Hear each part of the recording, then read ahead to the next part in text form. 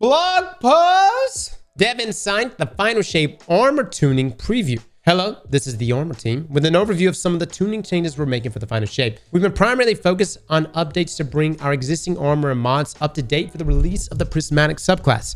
This includes a fairly wide range of changes across our roster of exotic armor, as well as some updates to specific weapon mods. In addition to that, we still managed to find the time to branch out a little, including putting together a little update for those of you just a few points short of that triple 100 stat loadout. Oh, is there going to be a way for us to top this off? Subclass matching, Prismatic and you. Our existing armor and mods were originally released in a world where each subclass was only ever a single element. Since that will no longer be true with the release of the final shape, we've taken a pass through our existing gear. For the most part, this meant updating exotic armor and armor mods to reference a player's equipped super element instead of a specific subclass. This allows their effect to function on Prismatic without changing their behavior on the original subclass. For example, the Titan exotic Hoarfrost will require just a stasis super to be equipped, rather than the full stasis subclass. That's amazing. We also taken the opportunity to update the description of harmonic mods to better explain their behavior and to fully support strand on resistance mods. However, in a few places, we wanted to make more meaningful changes. We've detailed them below along with our reasoning. All right, so again, because of the mismatching here of Prismatic, they're going to have to change things up. Probably just mainly in like the descriptions and stuff, but we'll continue. Now, Hunter, Trident Vice no longer requires a glaive that matches your subclass to trigger its extra detonation. Given the limited pool of glaive options,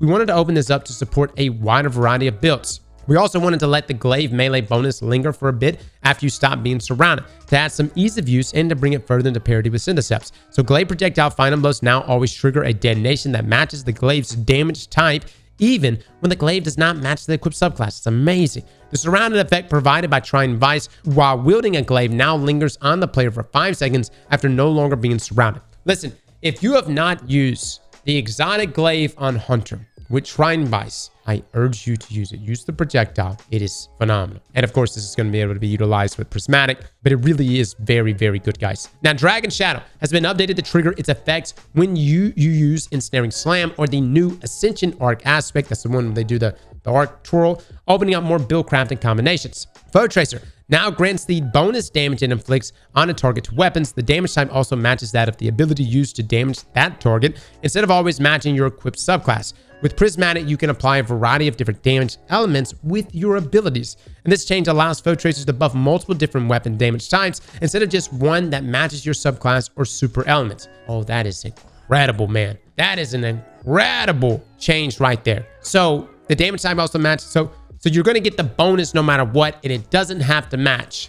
Okay, big change here to Foe Tracer. We wanted to add an additional benefit to the 6 Coyote along with Armaterium for Titans, since otherwise the Spirit of Coyote perk on the new exotic class items would have granted the same benefits as the original exotic. We took inspiration from Claws of Ahamkara and added the ability for the 6 Coyote to create orbs of power from final blows after using your class ability. This is implemented as the exotic, granting a free copy of the Reaper Armor mod's effect. So from what I'm getting from this, Spirit of Coyote is just going to give you the extra class ability, whereas the exotic will give you the extra class ability and essentially Reaper. All right, now Renewal Grass has been updated to grant the new Frost Armor Stasis keyword instead of a bespoke damage reduction effect. On entering your Dustfield Grenade volume, you or your allies gain a stack of Frost Armor. About every 0.9 seconds, an additional stack of Frost Armor is granted, resetting your timer. That is fantastic, dude. And again, the difference is that you're going to be able to take that damage resist and walk outside of your dust field, and you'll be able to keep those stacks with you. Now, Star Eater Scales has always been a strong exotic, but after the Lightfall changes to armor mods,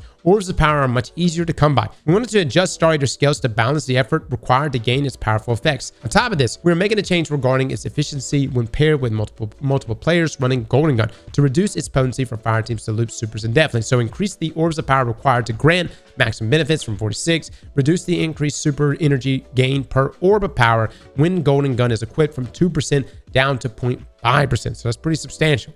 Again, for my people rocking Goldie, just use Celestial. All right, moving on to Titans. We updated Ursa Furiosa to improve the new Void aspect Unbreakable, in addition to its previous effects. Now provides increased movement speed while guarding with Unbreakable. Oh, okay. Also grants super energy for guarding with Unbreakable. This energy scales based on the amount of incoming damage the shield absorbs. So for those wondering, Unbreakable is a new aspect in which you'll be able to, we've seen some of the gameplay, but it's like you're going to be able to like Captain America shield things, right? Artifice, an exotic that only has worked with the super, is going to work with this aspect. And considering that Artifice its stock just went up tremendously after the Well of Radiance nerf, this could be the play, man. This could with Unbreakable. Now, External Warrior no longer requires an arc subclass for arc final blows to grant its escalating arc weapon damage bonus. This allows it to synergize with prismatic builds more easily. Its behavior related to Fist of Havoc is unchanged. All right, there we go. That's just more ease of use, right? Like the 6 Coyote above, Armamentarium was updated with an additional benefit beyond granting a second grenade charge. It now creates orbs of power from grenade final blows. This is implemented as the exotic, granting a free copy of the Firepower Armor mod's effects. That's fantastic. All right, Khepri's Horn was feeling lackluster in many situations, so we increased the potency of its Solar Blast, increased the damage from Solar Blast by 100% in PvE. The Solar Blast now scorches each time it hits a target instead of scorching only once. Khepri's Horn now benefits from Ember of Eruption and Ember of Ashes, plus 30 scorch in PvE and plus 15 scorch in PvP. Dude, is this going to play into Spirit of Khepri? I don't know. That's really nice, though. That's very, very nice. Heart of Endless Lights and its buffs in the HUD could easily crowd out other important information. We felt that it could be less verbose in this HUD feedback. So now it displays a single consolidated status effect icon in the HUD to communicate its state instead of the 2 to 3 it used before. That's fantastic. The functionality of the exotics unchanged. All right. Cenotaph is an exotic all about being in the thick of a group of enemies, and its effects are potent to offset the inherent danger of being surrounded. However, we felt that it was too easy to carry those powerful effects once triggered into far less dangerous 1v1 encounters. So reduce the amount of time that bonding enhancement lingers after no longer being surrounded from 8 to 5 seconds. This duration is now visible as a timer on the buff. Dude, another thing. I mean, a lot of people are already using Worm God Caress on Titan to begin with, but Cenotaph is getting all around the board, getting slapped around from everything that was discussed yesterday to where it is here. It's getting hurt pretty much across the board. 8 seconds with the lingering time there is really, really good, man. That's super clutch for maintaining biotic enhancements. But this is, I mean, all I can say to my Titans is get ready to use Worm God. Severance Enclosure is a particularly noisy exotic when it comes to its effects blasting enemies around the battlefield. We wanted to alleviate some of the noise and awkwardness around the explosions to better bring them in line with our other area of effects on exotics. Its explosions now require line of sight to damage enemies. We also reduced the knockback intensity of these explosions, which will now launch enemies more consistently vertically.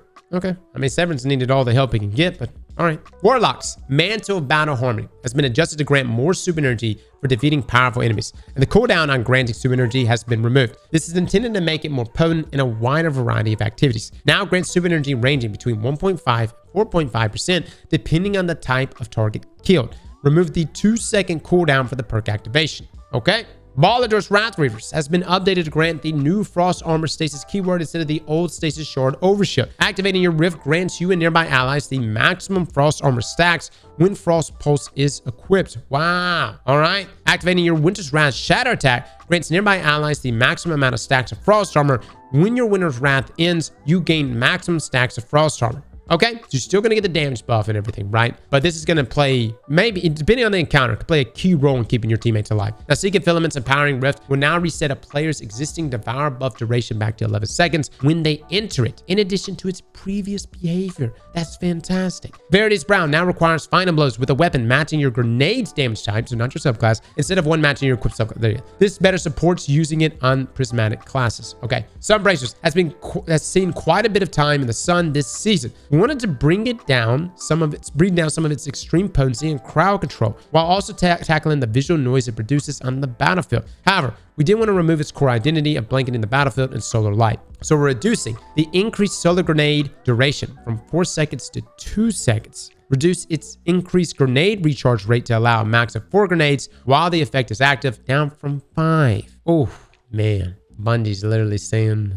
the hell with your Warlocks, you know? Look, all the more reason to rock stag now. You know what I mean? For double stack and resist. Now, when multiple Warlocks use Cenotaph mask on a single target, it resulted in far more heavy ammo than was healthy for the sandbox. It also pushed fire teams into all using the same build, which is more reductive than we would like. So multiple players use the Cenotaph mask can no longer trigger its effects using a single enemy target. Cenotaph's target lock visual marker is now hidden for the exotic's wearer and only appears to the wearer's allies. I want to also point out that it should still stack with Aeon Gauntlets, meaning someone marks it with Cenotaph, and then you run up there with Aeon Gauntlets, you get the finish off with Selective Insight. You should get the double trigger there for heavy ammo. Now, power, melee, and armor effects. The term power melee was always intended to mean spending a melee charge. However, subclass elements like combination blow or knockout would allow players to circumvent this cost. It would. This makes it difficult to balance the potency of effects that require a power melee, especially across all classes and subclasses. We wanted to standardize this better across the sandbox. We are starting by updating Severance and Closure and Assassin's Cow to only trigger their effects when a player spends a melee charge or uses a finisher to get a final blow. We plan on rolling this type of change out to more content that triggers power melees in the future updates. Wow. So, for instance, combination blow, which you can just proc, reproc, even when you have no melee, you'll see it pop up on the punch, right? And it'll reproc even when you have no charge. If I'm getting this right, you're not going to be able to do that. And I guess knockout would do the same thing. But I think for Assassin Cow users, a lot of people use like knives with them and stuff like knife trick and things. Most of the times you're spending a melee anyways. So I think that'll be fine. Severance and Closure, I think it's going to be fine too. Now, exotic Artifice upgrades. Even if you spent the time to get that triple 100 Artifice armor set for your build, one piece was always a bit left out. Whether you're looking to make everything match or get that last +3 to resilience, or just want to get your hands on Artifice gear for the first time, we figured it was about time for us to tie up that loose end. With the release of the final shape, exotic armor will now be able to access the unique mod slot and free stat mods of Artifice armor. Exotic armor can now be upgraded after it's been fully masterworked, granting an Artifice mod slot. This comes at the cost of 1 exotic cipher and 10,000 glimmer. Holy hell, guys, we have Artifice exotic armor now. Nice. I'm down, man. Hell yeah. I'm happy for this change. This also really puts into consideration here. Exotic ciphers are about to be like the rarest material in the game. We're going to need another farm. We're going to need some way to farm outside of, hey, let's go to Zero to get this exotic cipher. We're going to need other ways to get exotic ciphers. Now, ammo finder update. In the live game now, heavy and special ammo finder armor mods reset their progress towards an ammo brick whenever you die. This leads to players receiving less ammo in harder difficulty activities, especially if they are playing right on the edge of their skill level. In fact, if you were unlucky enough with the timing of your character dying, it was possible to never get any finder ammo bricks at all. In the final shape, we wanted to make ammo finders more predictable for all players across all activities, so heavy and special ammo finder armor mods will persist their progress towards an ammo brick through death. This means you will always get a finder brick if you defeat enough enemies, regardless of how many times you die along the way. Because of this change, we've disabled ammo finder mods in Crucible, and player kills will no longer grant ammo finder progress in Gambit. We also found this change dramatically increased the amount of ammo players would receive on average, so we've increased the kill requirements for both special and heavy ammo finders by 20% for Guardians and a fire team. Solo Guardians, however, have no one to resurrect them when they are defeated, so we have left their kill requirements unchanged. Wow, they can actually go in and change it based on that. Interesting, okay? Now, raid armor mods. The narrow application of raid mods allows us to give them potent benefits unique to the raids in which they are used. However, while these benefits are strong, they don't currently feel impactful enough in practice, especially since they may not fit into your existing build. As a result, with the release of the final shape, we are making it much easier to layer these extra elements into your loadouts as you go for that perfect weapon roll. Removed all mod energy costs from raid-specific armor mods. Okay, all right. Dude, some of those mods are really, really good. I also believe, though, past day one, the only place you're really going to need them is Master, which is still important. So that's still good. Now, conclusion. That's everything we have for this update. We're excited to see these changes in the final shape, and we'll be listening to your feedback as you get some time with these new changes. All right. Okay, a much smaller article than yesterday, but some good stuff, man. Some good stuff. I'm excited for Ursa Furiosa. Really, really excited for that. Sunbracers getting a nerf, though. That hurts. That hurts, man. Synthesep's also getting a nerf on top of what was discussed yesterday. That also hurts. I understand why some of the changes were made here. A lot of these changes are for the some of these exotics that are going to be part of the exotic class items, and you're going to have like the spirit of that, right? At the same time, it seems like Bungie is trying to steer us away as much as they can from melee builds. Cenotaph getting hurt here really hard. Severance and Closure getting hurt. And then this change down here that you brought up, that power melees, the term power melee and how this affects Severance as well. I haven't exactly played with like, you know, a bunch of Severance and Closure builds. I personally am not that crazy about Severance and Closure. If anything, I feel like the explosions should be more. Like, I feel like the explosions should be more. But that is a fair point to make, that it seems like Bungie they just don't like melee-based builds. The other side of thing, though, for Titans is this is going to push me, especially after the Cenotaph changes and nerfs that we went over yesterday. This is just going to push me to use Worm God even more. And then the only one, Sunbracers, you guys brought it up, reduce the increased solar grenade duration from 4 seconds to 2 seconds. That's the added duration there. I think it is still going to be good, but this seems like just another way to target and go after, you know, your Well of Radiance users that would rock Sunbracers for that offensive power. Again, Bungie's really trying to push people to use something else, something other than Well. This is not necessarily the way that the best way of going about it, because obviously it's like we have so many other exotics. Why not buff those things? I don't know. We just have to see how Well of Radiance is too. Cenotaph is just, I mean, yeah, you get the super damage buff. The change here with Cenotaph is just, I'm going to Worm God. I'm going to Worm God. Star Eater Scales, the change here to Star Eater Scales, especially what was went over yesterday, I'm going to Celestial, you know. But again, you know, I don't know. We'll see how it plays out with Prismatic too. You know, we might get into Prismatic and we're rocking Spirit of Star Eater, and we just don't care. You know, we're just going that route. I'm hoping these changes are going to make sense when we get our hands on Prismatic. Because on paper, this looks rough. Some of these look really, really rough. What I'm hoping for is like there's going to be that aha moment as we're unlocking Prismatic. We're getting the exotic class items when the episode launches. I'm hoping. I mean, Star Eater Scales, but one of the biggest benefits of using Star Eater Scales is the orb generation with Golden Gun that they made the change in yesterday's blog post, which is going to hurt. So the people that would sit there and spam Golden Gun back to back with Star Eater Scales, hitting those precision shots and feeding orbs into one another, and you could do back-to-back goldies. I'm not going to do that. I mean, we never really did that anyways, but I'm not going to go that route. I'm just going to go Celestial. I'm going to one bang with my one super shot. The other thing is, if the new exotic sniper rifle somehow, some way, magically synergizes with Celestial, I'm definitely going to, back-to-back super shots. I will say, though, there is a number of exotics, though, that desperately need some buffs. We can make, I mean, I can't sit here and name them all off the top of my head. I'm sure some of you can, but you know, Skull of Ahamkara, that's one. Mask of the Quiet One, that's another. There's a number of exotics that need buffs. They need help. No one even remembers what Blight Ranger is. I would guarantee, like, most hunter mains don't even know Blight Ranger exists.